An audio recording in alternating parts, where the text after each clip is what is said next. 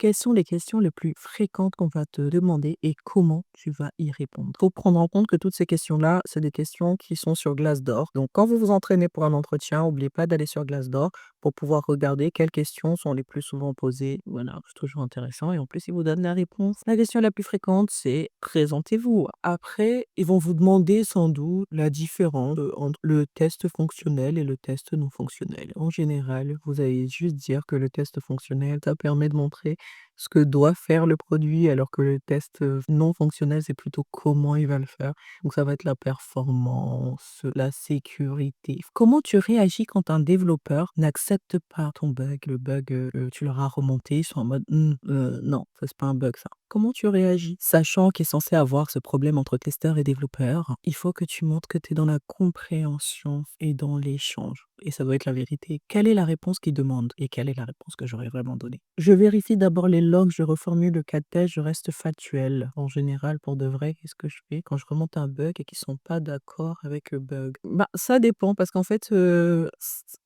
il peut y avoir plein de raisons et la première chose que je fais, c'est la documentation. Si je te remonte un bug, je t'ai dit que ça fonctionne comme ça, alors que ça devrait fonctionner comme ça, soit je sais pas comment ça fonctionne, mais que je me dis que ça devrait fonctionner comme ça. Là, je suis un peu, voilà, je pense que, je ne sais pas, je pense que, voilà, je pense que quand j'appuie sur terminer, la page devrait se fermer et je devrais revenir sur l'écran d'accueil. C'est ce que je pense. Là, quand je clique, je suis redirigé vers un autre site. Je pense pas que ça devrait se passer comme ça.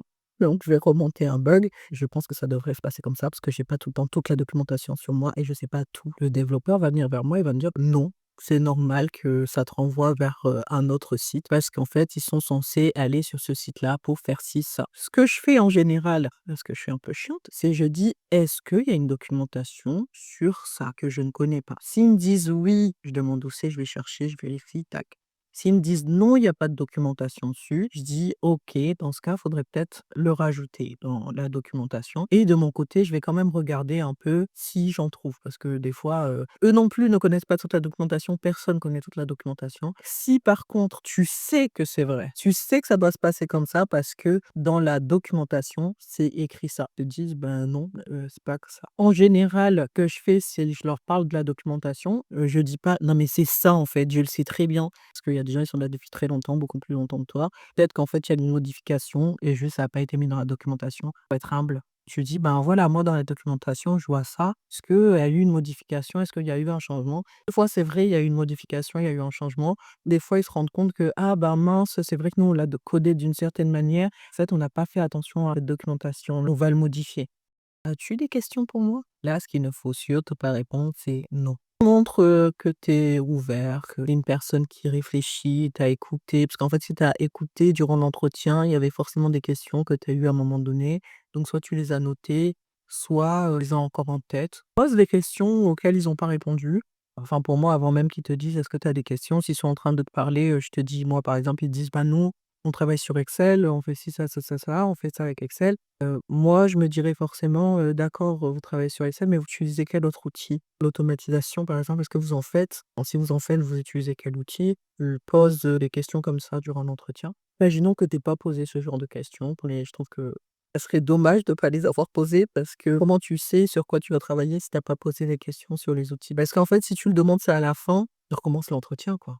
Ça peut prendre du temps. Que vous utilisez la méthode, POM, moi, c'est une méthode que j'aime beaucoup utiliser. Je pense que c'est très important de l'utiliser dans les tests. Est-ce que vous donnez beaucoup d'importance à la maintenance ou est-ce que vous voulez, générer du code rapidement? Ou tu peux leur demander comment ils mesurent leur qualité. Est-ce qu'ils travaillent en agilité? Il y a plein de questions que tu peux poser si tu les as pas posées, durant l'entretien. Normalement, tu auras toujours des questions, mais j'espère que tu as posé la plupart des questions, durant l'entretien et si vraiment tu en as pas, tu dis juste: «Est-ce que vous savez quand est-ce que vous allez revenir vers moi? Le processus, il dure combien de temps?» Déjà, c'est les questions les moins intéressantes, hein. C'est vraiment, tu pas de questions, tu poses ça. Normalement, en utilisant tous ces tips, j'espère que vous arriverez à avoir le poste. S'il y a des tips que vous connaissez, mais que vous avez pas entendu dans la vidéo, n'hésitez pas à le mettre en commentaire. J'espère que cette vidéo vous a plu. Je vais vous proposer de regarder les autres vidéos, de vous abonner, de liker. On se retrouve, une prochaine fois. Bye!